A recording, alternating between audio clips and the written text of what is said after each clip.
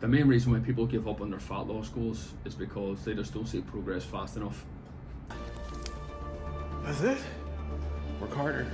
My name's Jack Tracy, I'm 33, and I'm a personal trainer living in Sydney. In this video, I'm going to make you aware of the 5 hidden mistakes that are probably stopping you from losing fat.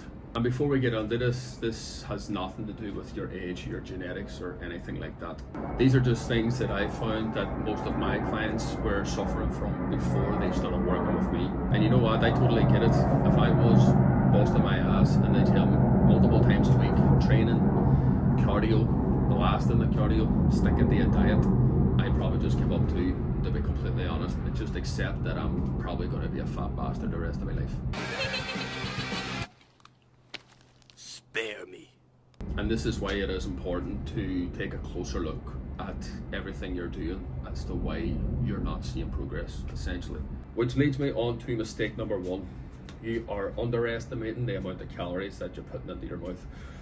Now, what I've found is when I'm looking at my clients and I'm asking them to track their food and what they're currently doing so I can see what they're going wrong. How many grams of protein you eat? They only send me through what are in their actual meals, you know, like breakfast, lunch and dinner.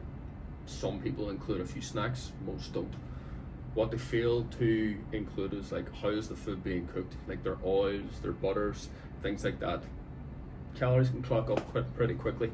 So you do it with smoothies, like fruit smoothies, or just like soy milk? What? Don't mind him. Other things like, what sort of sauces are they using on the food? You know, are they adding a lot of salt? What type of salt are they adding in? And then finally, what kind of drinks are they having throughout the day? You'd be surprised how many people just don't realize how much calories are either in their beers, their wines, or you know, a wee cheeky cappuccino, things like that. These things, if you're not aware of them, they can amount to a massive amount of calories. You could be in what you think is a 500 calorie deficit, but all of this stuff that you're not tracking could easily put you 500-600 calories over your deficit. So that's why it's super important that you track absolutely everything on MyFitnessPal or something like that, so you can get an idea of what's actually going into your mouth. Mistake number 2 is you're not weighing yourself correctly. The amount of people that I see come in the door and they're weighing themselves, you know, on a Friday morning or a Saturday afternoon, that's just not going to cut it. You know, when it comes to weighing yourself, you should weigh yourself every single day and have a proper routine on how you're doing it. Weigh yourself after you've gone to the toilet, but before you eat or drink anything, and do it every single day. And then at the end of the week, you take an average. That's the best way to estimate how much weight you're actually losing. There's nothing more frustrating if you're logging your weight every Friday, but the night before you had a little bit too much food, or you drank too much water, or you've weighed yourself after you've had your first meal, and you're just seeing the weight either constantly going up or it goes up one week, down the next week, up. Too confusing. You're going to go out of your mind. That's why there's a big trend where people say don't weigh yourself. Why not? You only don't weigh yourself because you don't like what you see in the scales, essentially. All right, the scale said over the limits. Mistake number 3, and this is a big one. You're overestimating the amount of calories that you burn during your training sessions, particularly if you're someone that's doing a lot of kind of like CrossFit and F45 type training, like a lot of HIIT training. You look at your watch or the machine that you're using, you're thinking, oh my god, 1,000 calories I've burned. The chances that you've burnt 1,000 calories in a 20-minute session is highly unlikely. It's madness. And then what happens is that you look at your watch or wherever you've tracked it from, thinking, Jesus, I've earned myself a wee takeaway tonight, or I've earned myself a wee bit of chocolate or ice cream. And you just go home and you fill up on a lot of food.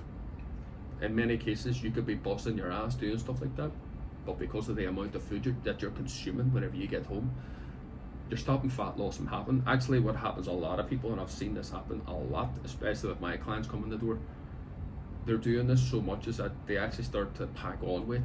They keep the fat, maybe gain a little bit more fat, and they're also packing on a bit of muscle, so they look and feel even fatter than they were when they originally started. Big old ass coming out the front of his shirt.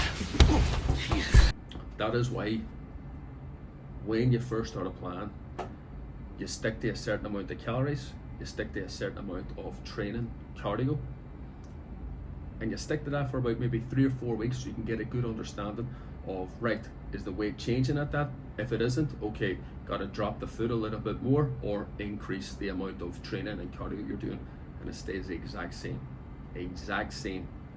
Be realistic on your expectations with this as well if it's your first time doing it. Mistake number 4, you don't realize that your body is going through a recomposition. What this means is, let's say you've just started the gym, or you've just come back to the gym after taking a bit of a break, or let's just say you've been going to the gym for a long time, you haven't really taken it too seriously, but now you're on a hard training plan, you're taking your nutrition seriously and you're taking your supplementation seriously. I'm hot! I'm big! So everything's lined up that you're smashing everything. Your body will go through a body recomposition where you're essentially burning fat and building muscle at the same time. But this is where people get fucked up on it.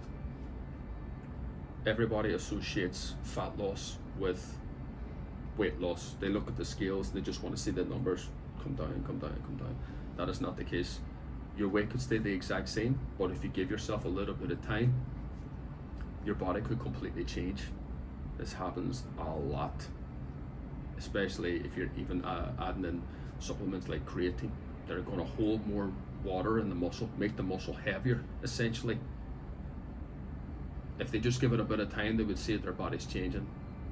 They see the scales go up, think it's not working, they give it up, and then they'll probably return to it in 3 or 4 months time, whenever they get a little bit of more motivation. This is why it is super important that when you're tracking, you're not just using the scales. So you're using things like measurements, measuring your arms, measuring your chest, your stomach, your legs, and also tracking your strength in the gym.